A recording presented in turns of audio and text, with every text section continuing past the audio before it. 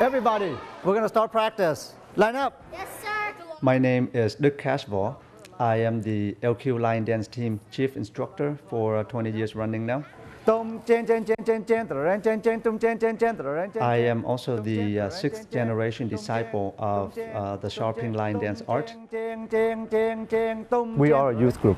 Among teenagers, one of the biggest challenges that the art have is against technology. Where technology is pulling all their time and energy and they don't want to participate in the lion dance. That may be true, but that doesn't mean that the kids are not participating.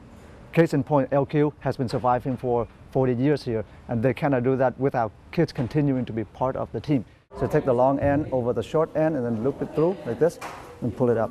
They may be young and they may look like they cannot do much, but without these kids on the team cannot have a future, because no kids, no future, right? So get with your partner and get in the head. Ow, sorry. They're eager to show up. Bye. You need a lot of stamina, you need a lot of strength, you need good health in order to do the dance. The lion dance is not just a matter of taking the puppet, moving it around with the music and call it a dance. The whole point about the lion dance is to tell a story. You have the lion represents good luck, the Buddha representing happiness, and the noise represents high energy. It brings energy to the dance.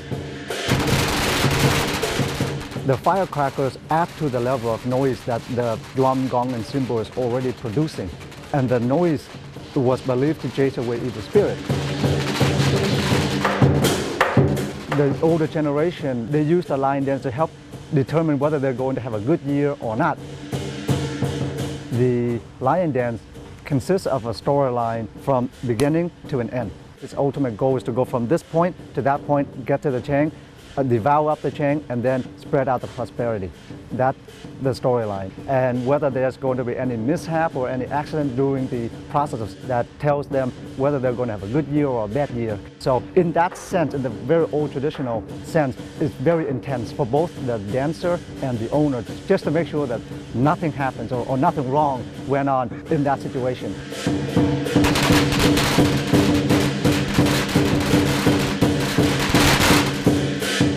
In our culture, people believe that the sight of a lion is a lucky sight.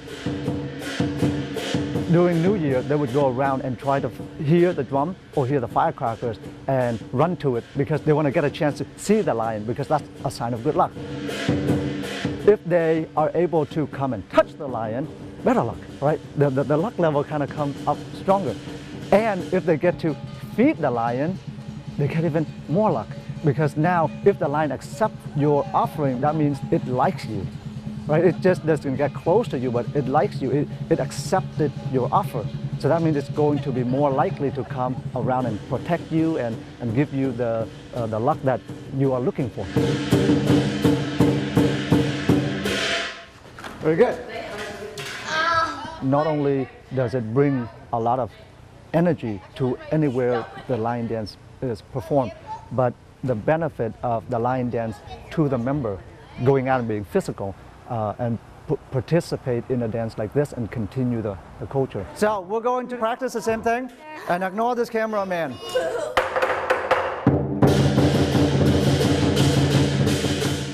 Now the little kids, they were born here in America. They don't know how to speak Vietnamese very well, which is why they come to a youth group to learn. So they get to preserve their culture for themselves and share it with everyone else.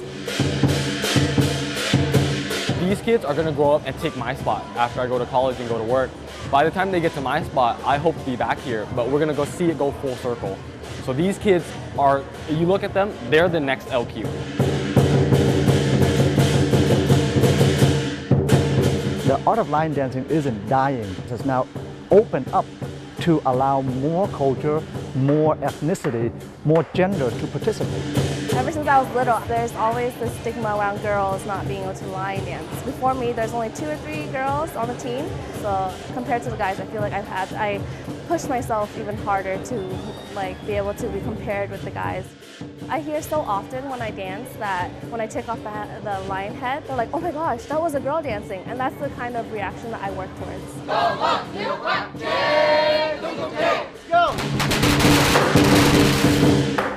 This is a tradition that has everything wrapped up into one. It got sport, it got culture, it got language, it got martial arts, it got all of that wrapped up into one.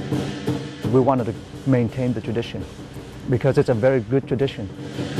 The teenagers today keep this tradition going.